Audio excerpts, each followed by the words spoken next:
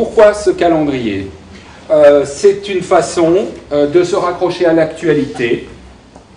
C'est une façon chaque mois de compléter soi-même son calendrier. Moi, ce que je fais dans mes expérimentations dans les classes, le calendrier, on l'élabore avec les classes, avec les élèves en cours d'année. Chaque mois, on crée sa page de calendrier de façon à ce qu'on ait à la fin un calendrier sur toute l'année. Vous avez les fêtes qui sont bien abordées en page 119.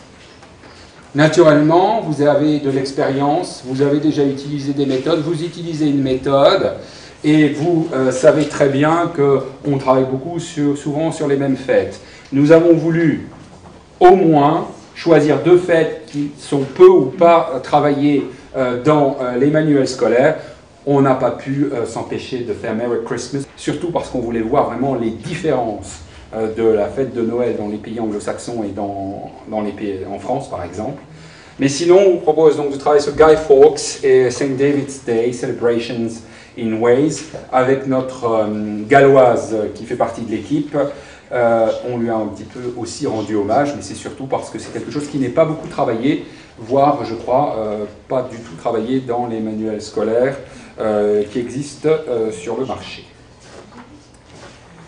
Donc, ces pages de fête, Sylvie va vous les présenter.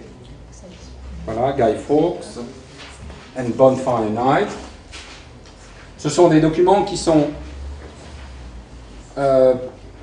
élaborés à partir de beaucoup de photographies, de façon à travailler le plus proche possible de la réalité. Et on a comme ça un panorama donc, de la Saint-David, ici, avec les symboles, bien sûr, du Pays de Galles. L'idée, ce n'est pas de rentrer dans le cliché. Hein. Ensuite, les pages du Pictionary.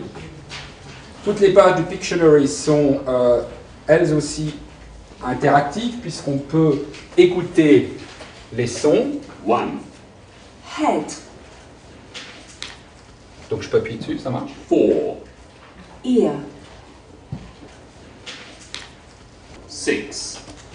Mouth. Alors, c'est sur le site internet de l'élève. Ensuite, vous avez At the Zoo.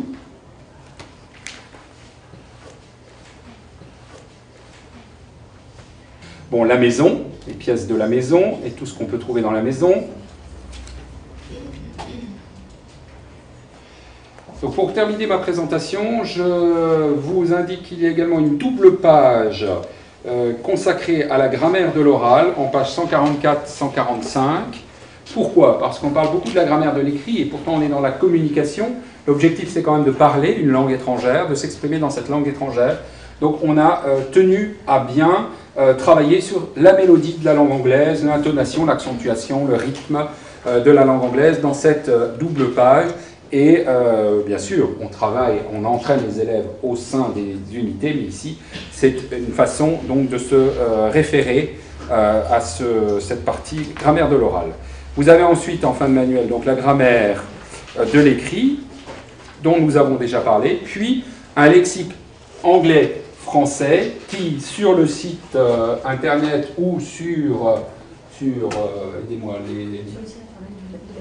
le site internet de l'élève, permet de créer, de construire sa propre fiche de lexique en extrayant donc les informations, les mots dont il a besoin, et à partir du manuel numérique également. Enrichi. À partir du manuel numérique enrichi.